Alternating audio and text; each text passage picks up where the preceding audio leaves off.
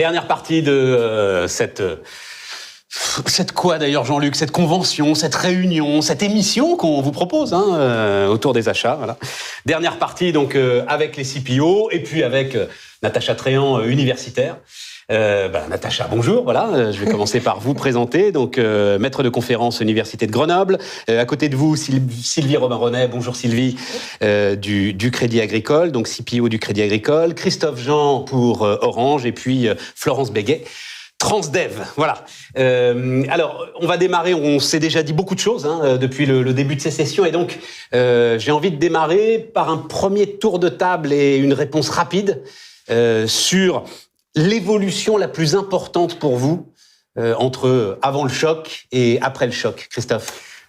Moi, j'ai tendance à dire que depuis des années, on discute de ce fameux monde VUCA, là, volatile, incertain, ambigu, complexe. Et en fait, la crise, elle nous a rattrapés de manière extrêmement violente en disant maintenant la crise elle est là et il faut que l'écosystème le gère. Et moi, j'ai tendance à dire que globalement, les directions des achats ont quand même tenu la barque de manière assez magistrale dans la majorité des entreprises. Oui, mais ça fait pas une évolution, ça. Ah ben si, ça fait une évolution parce que ce monde, encore une fois, qu'on disait incertain, on l'a vu, on l'a touché. Le jour du confinement, le lendemain, il a fallu prendre des décisions que personne n'avait préparées. Et je pense, moi, que c'est le professionnalisme des directions des achats qui ont fait que dès le lendemain, elles ont été capables d'être en relation avec leurs écosystèmes, des relations qu'elles géraient depuis longtemps, pour prendre les décisions. Moi, j'en tire, parce qu'on va faire des têtes de chapitre là, dont on va débattre.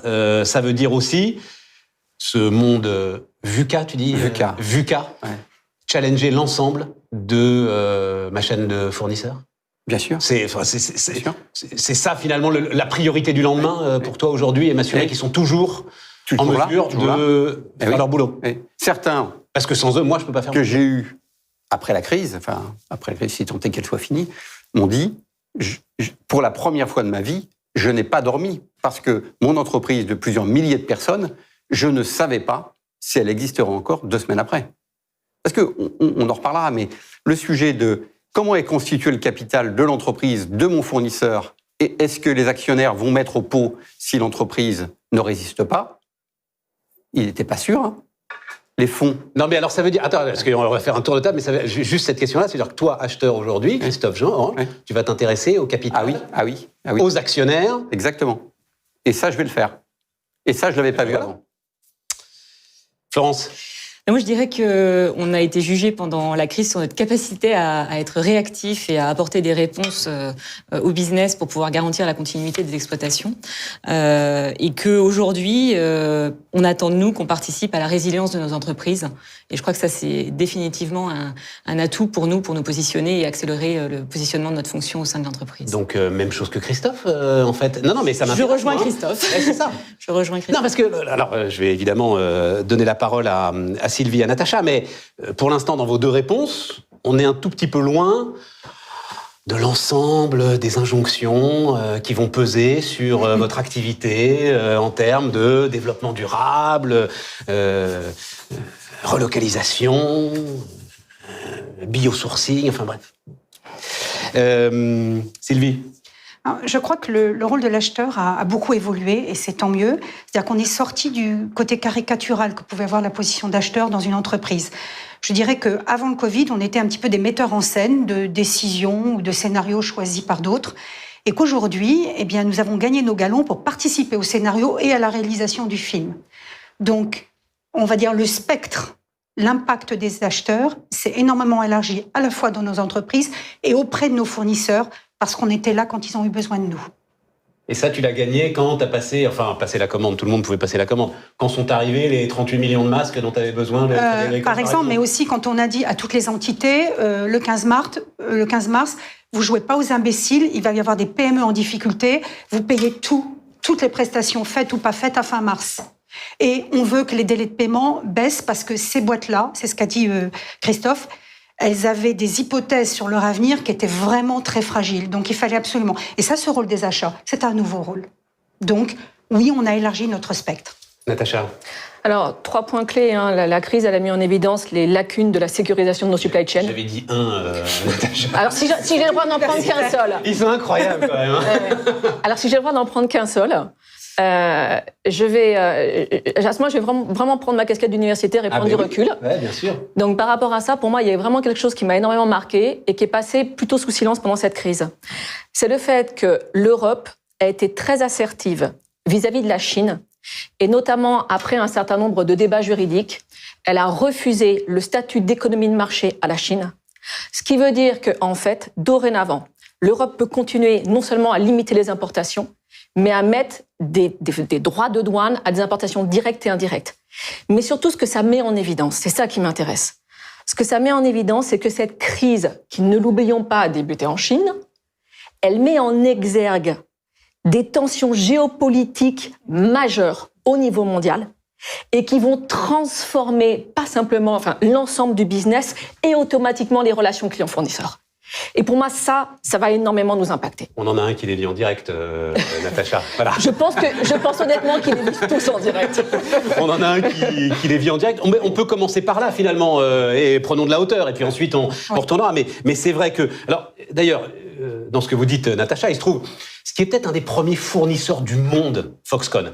Foxconn est peut-être un des premiers fournisseurs du monde. Le patron de Foxconn, au printemps dernier, a dit, les amis, maintenant, le monde est redevenu bipolaire. Soit vous travaillez avec l'Ouest, soit vous travaillez avec l'Est. Si vous travaillez avec l'Est, vous ne travaillerez pas avec l'Ouest, et vice-versa. Voilà. Christophe, tu vis ça, toi, évidemment. Alors, je sais pas, mais l'affaire Huawei est sans doute une des affaires d'entreprise économique, géopolitique la plus intéressante du moment. Est-ce que c'est un sujet, aujourd'hui, toi, acheteur, dont tu es pleinement responsable et sur lequel tu as envie d'exercer ta responsabilité? Alors, l'affaire Huawei, elle a été cristallisée, on va dire les 2 dernières années, mais elle existait, elle était en gestation. Les fournisseurs chinois qui ont envahi le monde, en fait, ils étaient là depuis très longtemps. Et il ne faut pas se le cacher, on les a utilisés depuis des années pour baisser les prix, que ce soit dans notre industrie ou dans d'autres industries. Tout le monde a fait ça, tout le monde s'est dit, la Chine c'est pas cher, j'y vais. Dans le monde industriel, quand on construit des usines, c'est pour longtemps. Donc on ne peut pas se retourner très facilement. Donc l'affaire Huawei, pour nous, on sentait qu'il y avait une menace. La menace, elle s'est matérialisée avec la 5G. Alors, la réalité, en fait, c'est que dans le tissu économique, l'affaire Huawei, elle a aussi des effets positifs. Les décisions des Américains qui ont dit « on interdit un certain nombre de composants », ça a fait des commandes dans les entreprises européennes, notamment Bien sûr. ST Microélectronique. Bien sûr. Voilà. Ça a fermé des usines, des grands concurrents qui avaient aussi des productions en Chine. Je pense à un Nokia qui a fermé ses usines pour les relocaliser en Europe. Donc, il y a eu des effets positifs dont on parle beaucoup moins. Donc oui, l'affaire Huawei, c'est un sujet, mais, et on en reviendra peut-être tout à l'heure, je pense qu'il ne faut pas oublier non plus ce que tu disais tout à l'heure avec l'Ouest, puisqu'aujourd'hui, dans le monde du logiciel, les Américains, et il n'y a pas de choix. Quand on signe un contrat avec une société américaine, le fait de changer ne serait-ce qu'une virgule, la GDPR, la sécurité du SI, etc., c'est no-go. Si vous n'en voulez pas, vous ne l'avez pas. Et dans les sujets, on en reparlera. Christophe, non mais on en parle tout de suite. Ça veut dire, et là, on va faire un tour de table là-dessus. C'est-à-dire, toi, aujourd'hui, Orange est quand même une boîte mondiale, c'est quoi, 50 milliards d'euros de chiffre d'affaires 42, 40. Ouais, enfin voilà, bon, bref. Ça veut dire que aujourd'hui, tu veux, toi, participer à la reconstruction d'un certain nombre de filières qui ont été détruites dans tel ou tel sujet pour avoir des fournisseurs qui soient des fournisseurs en qui tu puisses avoir totale confiance. Et qui puisse assurer la continuité de ce qu'il faut. Alors, dans le monde de l'industrie des télécoms, on ne la reconstruira pas parce que nous, on achète des produits finis. Donc, nous, on n'a jamais abandonné les 2 Européens, Nokia et Ericsson. Après, eux fabriquaient ailleurs, achetaient des composants ailleurs, et nous, on n'a pas de pouvoir pour leur dire, les gars, il faut utiliser tel et tel composant. En revanche, je pense qu'on a encore des choses à faire dans le monde du logiciel. On parle d'intelligence artificielle, de cybersécurité, etc. Je pense qu'on a des positions à prendre au niveau européen. Nous, chez Orange, on a consolidé un pôle de cybersécurité extrêmement fort en Europe. Avec d'autres, on n'est pas les seuls. Mais on pense que dans cette industrie, on peut faire des choses. Donc, le combat, il va passer à l'Ouest. Pas se faire d'illusions. Florence. Ça nous amène à la relocalisation. Pour le coup, Transdev, notamment, achète des bus. Oui, tout à fait. C'est massif. Oui, exactement. En France, on achète plusieurs centaines de bus et de cars par an. Et vis-à-vis de relocalisation, je sais pas, parce que nous, on a sur la partie diesel, on achète quand même beaucoup en Europe et en France. En revanche, notre grand sujet, c'est d'accompagner la transition énergétique, qui fait basculer notre mix vers de l'électrique, de l'hydrogène. Et là, en fait, ça recompose toute la chaîne de valeur et les localisations. Et donc, notre travail, je dirais, c'est... si on prend l'électrique, aujourd'hui, 98% des réseaux électriques, ils sont en Chine. Donc, évidemment, le marché, il s'est construit autour de la Chine. Donc, on peut pas nous reprocher, entre guillemets, d'acheter aujourd'hui des bus électriques en Chine. Par contre, contradictoire. Notre responsabilité d'aujourd'hui, et c'est ce qu'on est en train de faire dans le cadre d'un appel d'offres européen, c'est véritablement de mettre sous tension et d'attendre et de construire avec nos partenaires de demain les conditions de cette transition énergétique et de favoriser l'émergence de champions français, de champions européens. On le fait à la maille européenne. Il faut savoir on est assez patriotique sur ces sujets-là. Donc on a les Pays-Bas, on a l'Allemagne, chacun a son champion. Il va aussi falloir qu'il y ait une politique européenne pour qu'on ne soit pas les uns contre les autres quand il va s'agir de travailler sur les batteries, sur la pile à combustible, etc. L'échelle Donc raisonnable, c'est l'échelle européenne. Ça peut pas être l'échelle nationale. Il faut regarder l'échelle nationale parce qu'elle est intéressante. Et aujourd'hui, on a Michelin qui se positionne, on a des champions en France qui sont en train d'émerger et auprès de qui on achète des bus à hydrogène. Donc, je pense qu'il y a des choses à faire en France, mais il ne faut pas oublier l'échelon européen. Et je pense que nous, acheteurs, par exemple, si je prends l'exemple de cet appel d'offres, on a un poids significatif sur cette transition énergétique. Et par rapport aux injections contradictoires, je pense que ce qui est important aussi de voir, c'est que ce qui fait nos coûts aujourd'hui, c'est quand même le diesel. Donc, et la compétitivité d'aujourd'hui et notre performance et le résultat en bas de page, c'est quand même notre capacité à bien acheter, parce que aujourd'hui, on a quand même encore beaucoup de diesel. Donc, comment on arrive à concilier l'optimisation des coûts d'aujourd'hui avec la préparation de l'avenir, en ayant à nos côtés les meilleurs partenaires pour faire les meilleures offres à nos collectivités. Et ça, c'est... Mais oui, parce qu'il faut pas oublier qu'en bout de chaîne, c'est nos transports publics à nous, et c'est le prix qu'on paye pour monter dans un bus dont on a dramatiquement besoin. Oui. Enfin, je pourrais revenir là-dessus aussi sur notre... C'est chaud votre boulot quand même. Notre sujet vis-à-vis des collectivités, parce que le rôle des achats, pour moi, il n'est pas uniquement dans cette stratégie. Enfin, je considère que ce qu'on est en train de faire aujourd'hui, on est en train de réorienter les choses, choisir nos fournisseurs sur la base de ces critères-là. Je trouve que c'est intéressant. Mais ce qu'il faut aussi, c'est accompagner nos équipes commerciales pour qu'elles chiffrent correctement nos bus écarts dans nos appels d'offres. Parce que si on le fait pas au moment de l'appel d'offres, c'est-à-dire si la fonction achat elle n'est pas positionnée en amont des offres commerciales, aux côtés des commerciaux, avec les partenaires fournisseurs pour chiffrer correctement et dire à nos clients, c'est ça le prix. Vous le voulez, vous le voulez pas, mais ce sera ça. En étant compétitif par rapport à nos concurrents, bien sûr. Si on fait pas ça... Si vous voulez le vrai beau bus qui va bien... Exactement. Et si on ne le fait pas, on demandera à la fonction achat de rattraper par des plans de performance qu'on ne saura pas honorer, et on sera obligé d'être irresponsable et de faire n'importe quoi avec nos fournisseurs, parce qu'on aura mal vendu. Et donc, je pense que on a vraiment à nous positionner sur l'ensemble de la chaîne de valeur, et notamment quand on est dans des transitions aussi importantes, avec des innovations, où on peut pas, les référentiels de coûts, ils ont évolué, et donc on peut pas laisser nos commerciaux avec les référentiels d'hier, alors qu'on prépare le monde de demain. Sylvie, vous m'avez dit, parce que vous l'avez dit. Oui, j'assume. Oui.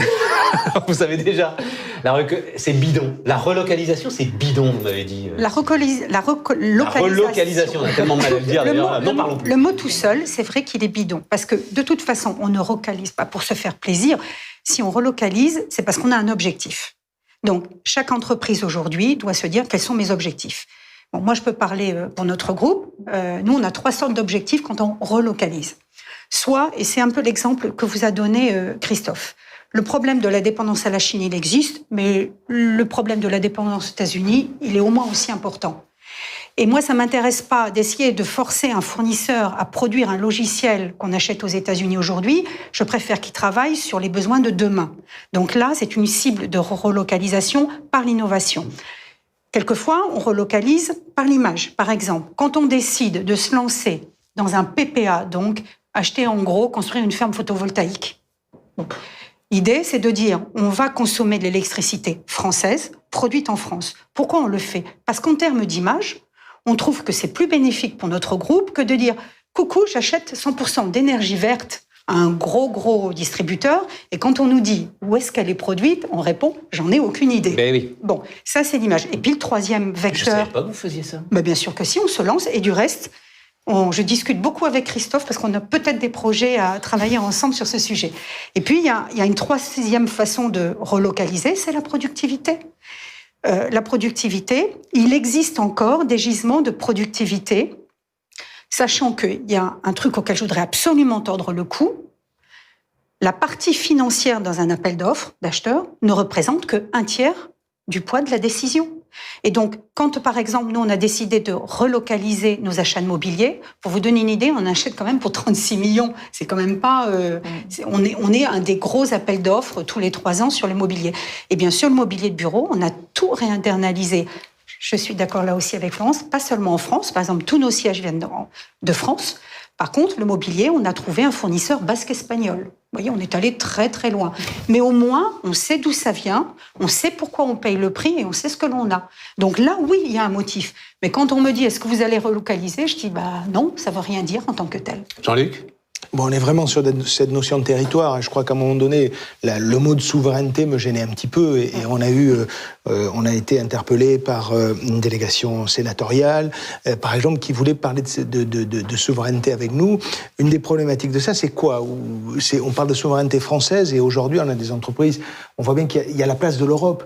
Il y a évidemment aussi l'échelon France et il doit être considéré dans nos politiques. Mais il y a aussi la notion de territoire parce que ça va un peu plus loin. Je veux dire, aujourd'hui, on voit bien les derniers problèmes politiques qui sont présentés en France ont mis quand même en exergue qu'il y avait une notion de territoire, de région. Alors on peut, derrière territoire, on y met du très local ou du un peu plus grand. N'empêche qu'il y a ça à prendre en compte. Et c'est évidemment, il y a des entreprises qui ont une responsabilité là-dessus. C'est le cas probablement dans les banques, c'est le cas dans la construction. Je ne sais pas si c'est toi ou si c'est pendant la table ronde du CPO, je demanderai à Natacha son avis là-dessus, mais j'ai entendu cette phrase.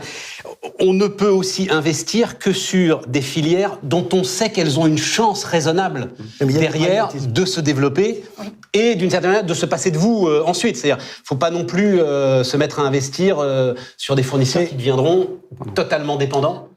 Les acheteurs sont pragmatiques en général. Oui. Donc je crois que c'est ce qui a été dit là. Je crois qu'il y a un pragmatisme à avoir. Parier sur une filière qui définitivement n'a pas d'atout, ça serait vraiment dommage. Parce qu'en plus, ça serait priver une autre filière des investissements qu'on fera. Oui, en plus. Moi, j'aurais 3 remarques par rapport à la relocalisation. La première remarque, effectivement, je pense qu'il faut qu'on réfléchisse en termes de finalité. Si la finalité, c'est la sécurisation, on a beaucoup parlé de la sécurisation, alors on peut légitimement s'interroger à savoir si c'est la meilleure des stratégies. Vous relocalisez un certain nombre d'activités en France. Si au final la France est bloquée, ça ne va pas vous avancer à grand-chose. Donc on se rend compte que des stratégies qu'on appelle zone pour zone, c'est-à-dire que vous produisez là où vous vendez, à travers le monde. Ça permet aussi de diversifier des zones géographiques. Et écologiquement, c'est aussi intéressant. Oui. Et quand on écoute, par exemple, le discours de Jean-Paul Agon, donc le PDG de L'Oréal, qui a fait une tribune dans Les Échos, qui était quelque part assez étonnante par rapport à l'environnement actuel, où tout le monde dit qu'il y a une tendance très forte à la relocalisation. Il dit non, L'Oréal ne souhaite pas relocaliser. Pourquoi ? Parce que justement, on est sur une logique de zone pour zone. Et pour l'instant, justement, on sécurise. Écologiquement, on est plutôt bon. Et on sait gérer à un moment donné cette approche-là. On est exactement sur la même approche avec JC-Deco, par exemple. Donc ça, c'est ma première remarque. Ma deuxième remarque, et là, c'est plus par rapport à un vrai sujet de fond qui m'interpelle. J'ai pas la réponse. Par contre, moi, ce qui m'interpelle en tant que chercheur, c'est déjà de poser des sujets d'interrogation. C'est de dire, si en fait on est sur un enjeu de sécurisation, une autre possibilité, c'est la réinternalisation. Là, on est sur des relations client-fournisseur. Et en fait, la difficulté, c'est de dire, je dépends d'un fournisseur. Le fournisseur, c'est une autre entreprise, d'accord ? L'autre possibilité, de dire, si véritablement je veux réduire totalement la dépendance, être complètement sécure, eh ben, je réinternalise la production au sein de mon entreprise. Natacha. Ça veut dire que, et c'est une vraie interrogation. Je voudrais pour moi, actuellement, il y a 2 business models qui sont en train de s'affronter. Le business model de Tesla et le business model des constructeurs automobiles occidentaux. Le business model de Tesla, que je suis avec beaucoup d'attention, c'est pas simplement à un moment donné, il n'a pas simplement inventé un nouveau véhicule, il est en train d'inventer aussi une nouvelle façon d'envisager l'entreprise. C'est de dire, j'internalise tout ce qui est cœur de métier, bien évidemment les batteries, mais il est quand même en train d'internaliser les sièges. On peut quand même s'interroger à savoir si c'est cœur de métier. Et à côté de ça, vous savez tous que, historiquement, les équipementiers sont issus de grandes scissions avec des constructeurs automobiles. General Motors, c'est une scission, ça a créé Delphi. Fiat, scission, ça a créé Magneti Marelli. Et puis on sait tous que PSA va se désengager de Faurecia. Donc ça veut dire qu'en fait, on a vraiment 2 business models qui sont en train de se confronter. Je ne suis pas en train de dire qu'il y en a un qui est meilleur que l'autre. Je dis attention, il faut regarder les choses. Et quand vous écoutez le discours d'Elon Musk... Regardez qu'Elon Musk, il en construit 300 000 par an. Oui, mais c'est intéressant. Il faut regarder les signaux faibles. Si vous ne regardez pas les signaux faibles, ça pose un problème. Sur la rupture, c'est une... Non, mais enfin, on ne va pas débattre de ça, mais vous pouvez faire vos sièges quand vous construisez 300 000 voitures, quand vous en faites 10 millions, c'est un tout Non, mais petit c'est peu pas, plus c'est compliqué. pas la même chose. Je pense que le siège, c'est pas le même. C'est qu'il n'a pas l'intention de faire le même siège. Je pense que la réalité, c'est cette verticalisation. En tout cas, ce que je veux dire, c'est que moi, je pense que ça interpelle, et il faut toujours regarder les signaux faibles. Et puis le troisième point, parce que je vais 3 points, c'est le fait de dire que si l'enjeu de la relocalisation, c'est l'emploi. Alors, on parle beaucoup de réindustrialisation de la France, vous avez remarqué, hein. Or, moi, là, à nouveau, je trouve que c'est terrible de ne pas parler.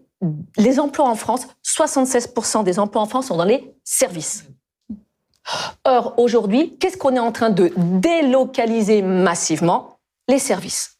Et c'est pas des petits jobs, hein. C'est pas que des hotlines. C'est pas que des hotlines où tout le monde l'a en tête. C'est la prestation informatique.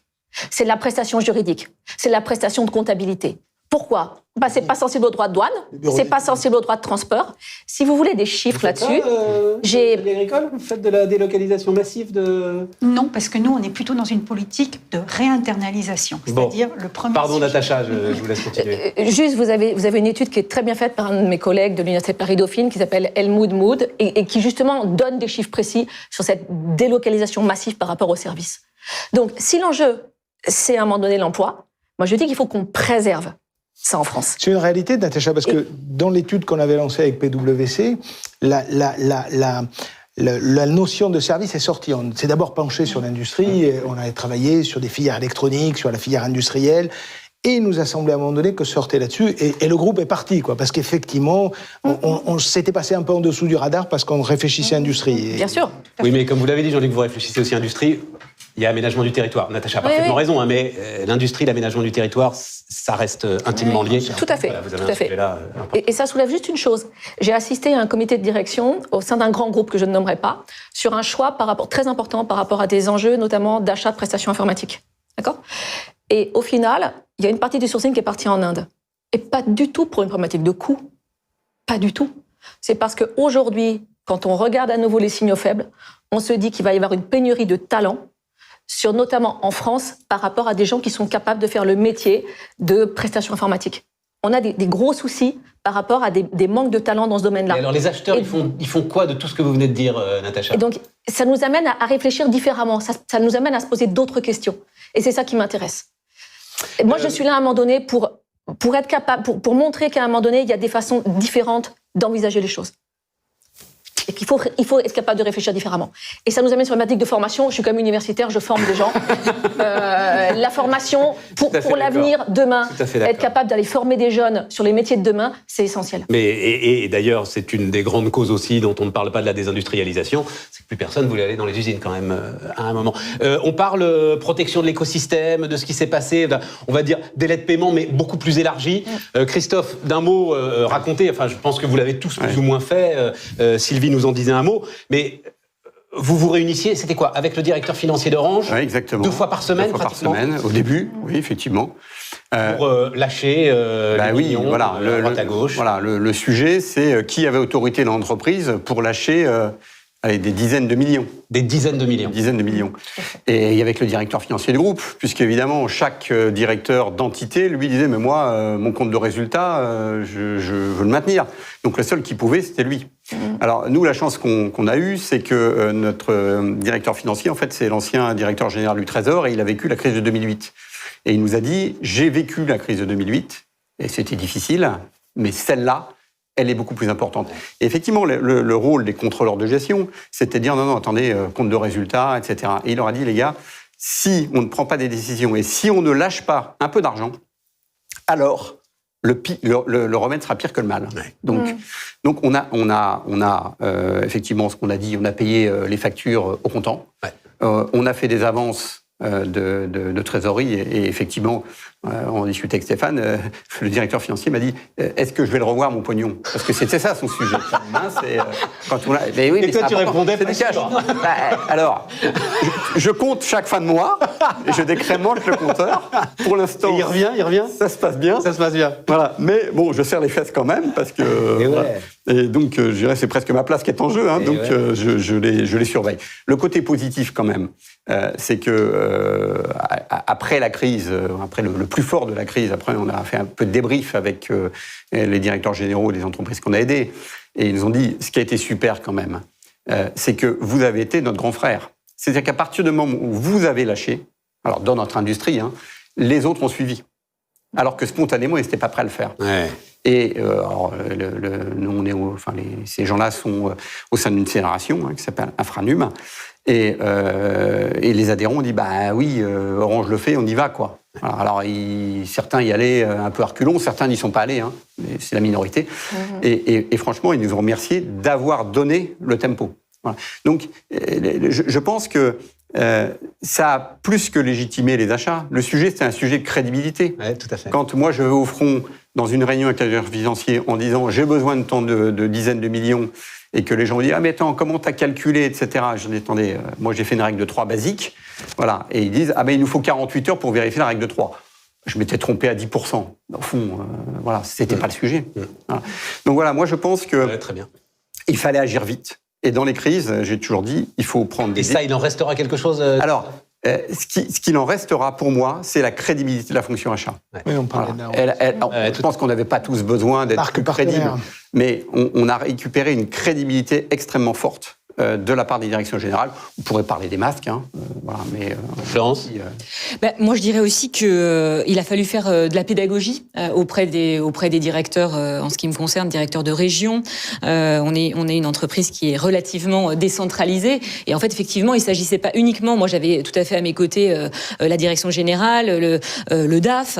Et dès que je proposais des solutions qui étaient des contournements par rapport à nos pratiques actuelles, je n'avais pas de difficulté à obtenir leur adhésion parce que la confiance, elle était là. En revanche, il fallait aussi embarquer tous les personnes qui étaient garantes de leur PNL et quelque part qui nous fassent confiance. Et je pense que le fait d'avoir démontré que oui, on a payé en avance les masques, oui, on a acheté pour SNCF, Keolis, etc. toute la profession et c'est nous qui avons payé, on était devant et derrière on s'est fait rembourser et on a tout récupéré. Donc on a pris quelque part, Transdev a pris des risques pour la profession et on le regrette pas. Et moi j'étais convaincue qu'on n'aurait aucune difficulté. Mais c'est vrai que c'est pas des choses qu'on avait l'habitude de faire.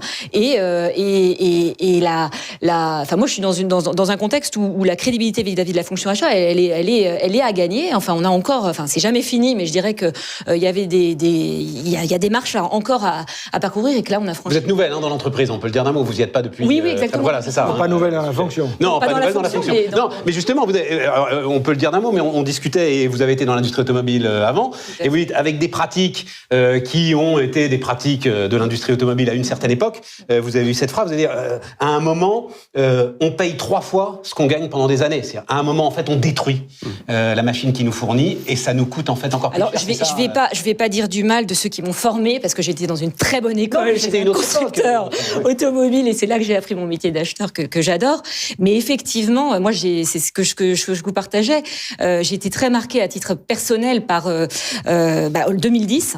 J'avais en responsabilité l'emboutissage et effectivement, j'ai vu les fournisseurs tomber tous comme des mouches là, et redressement judiciaire, dépôt de bilan, et donc j'ai passé mon année à travailler sur la restructuration de la filière emboutissage avec le ministère, avec Renault, et là je me suis rendu compte que on mettait sur la table tout ce qu'il fallait pour garantir la continuité de nos chaînes de fabrication, parce que arrêter une usine de fabrication automobile, ça coûte très très cher. Donc on faisait ce qu'il fallait, parce que pour pouvoir avoir toutes les pièces, et en fait je me suis rendu compte que on avait dépensé tout ce qu'on avait gagné en n'accompagnant pas les variations de matière, en étant extrêmement dur dans la négociation fournisseur. Finalement, on était en train de... ensuite. Alors, on n'est pas responsable de tout parce que la filière ne s'était pas assez restructurée et elle avait aussi sa propre responsabilité dans sa capacité à gérer la surcapacité qu'il y avait en France et elle n'avait pas suffisamment bien anticipé. Donc, je dis pas que les constructeurs automobiles sont responsables de tout, pas du tout. Mais par contre, c'est vrai que moi, ça m'a marqué définitivement dans mon approche des achats parce que l'ayant vécu dans ma chair, derrière, pour moi, les achats responsables, c'est pas juste un titre d'une convention, quoi. C'est vraiment une manière de pratiquer le métier. Et ça doit irriguer toutes nos actions. On parlait de conviction, Jean-Luc, tout à l'heure. Voilà, de toutes nos actions. Et c'est vrai que quand je me suis retrouvée là à défendre le fait de rompre avec des pratiques classiques au moment de la crise face à ces directeurs de région, j'avais ça en tête, quoi. Voilà, on peut pas raisonner comme avant, quoi. Sylvie, vous l'avez dit d'un mot, mais vous avez gagné 10 jours de délai de paiement.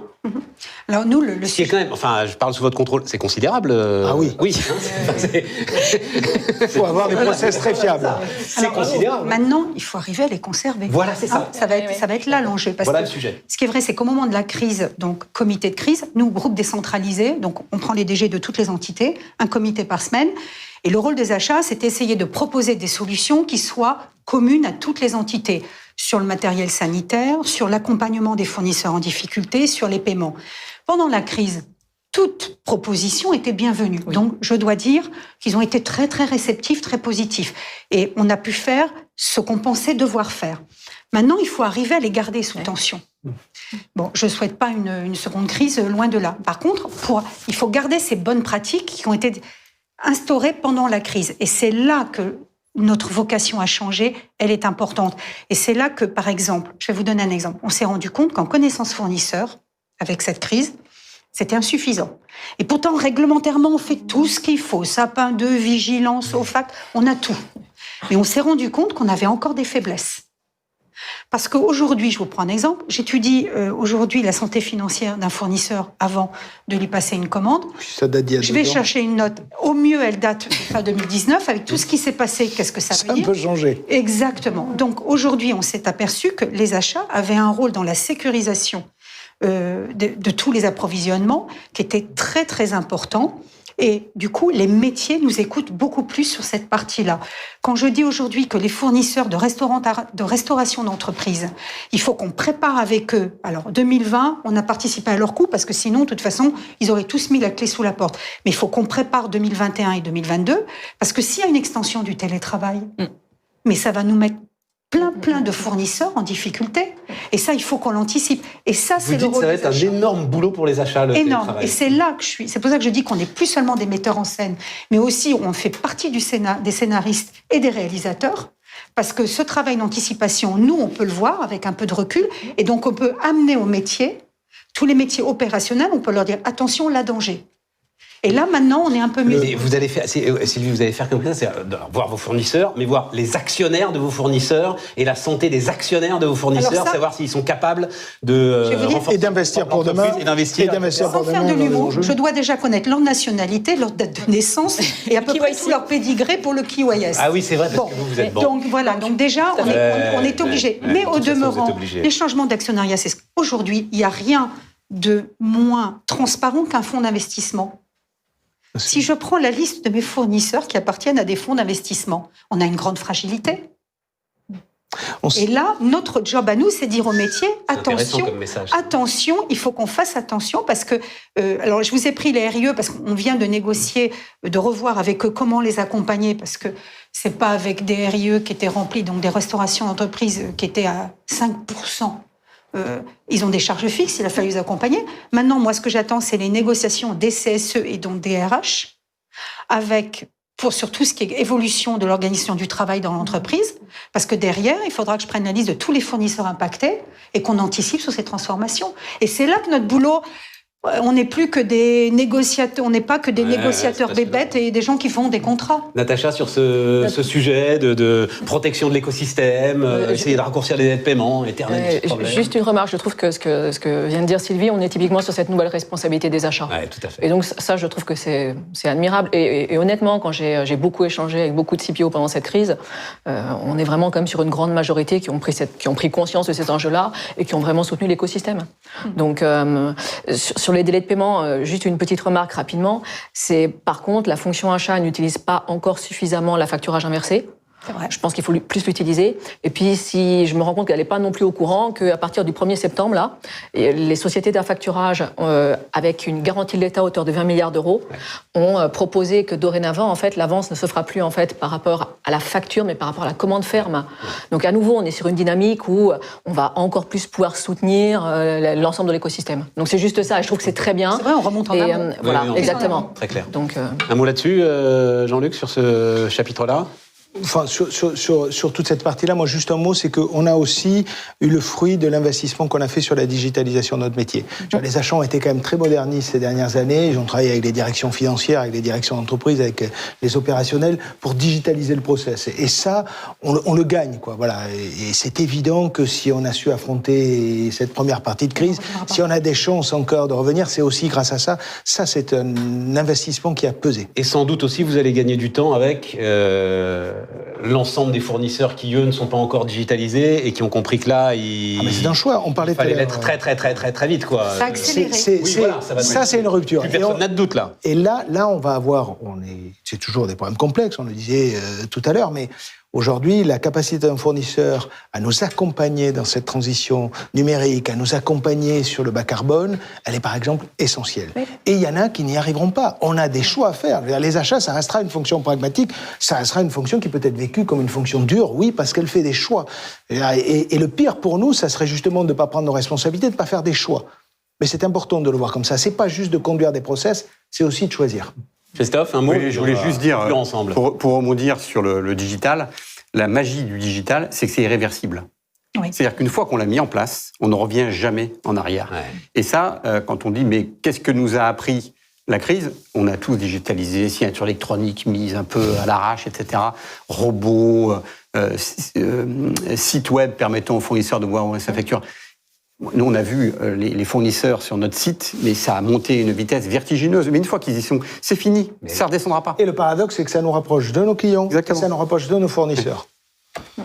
Un mot de conclusion. Alors, la conclusion, je ne sais pas, mais nouvelle place des achats dans l'entreprise, finalement, ça amène à ça, tout ce qu'on est en train de se dire, Sylvie? Oui, je crois que nous sommes à la fois mieux pris au sérieux par nos propres fournisseurs, qui avaient une petite tendance quelquefois d'abord à privilégier les métiers, et nous sommes aussi mieux pris au sérieux par l'ensemble de nos dirigeants. Donc c'est déjà quelque chose, c'est déjà un sacré point positif. C'est comme le digital, on ne reviendra pas en arrière. J'espère bien. Voilà. Christophe? Ouais, moi je souscris tout à fait à ce que dit Sylvie. En revanche, voilà, la capacité d'influence des acheteurs, c'est absolument essentiel. Et c'est pour ça que je pense que, contrairement au digital, il faudra continuer à être un influenceur, parce que sinon, ça peut retomber. Voilà. Mais ah oui, c'est ça. Faut pas, pour toi, le combat n'est pas gagné. Ah non, il ne faut pas lâcher. Jamais. Pas lâcher. Jamais. Florence? Moi, ce que j'ai envie de dire, c'est que, en tant qu'acheteur, notre mindset, c'est vraiment d'amener à penser autrement, de se décaler, de se dire, par rapport à un besoin, tu faisais comme ça, demain, peut-être que tu peux faire comme ça.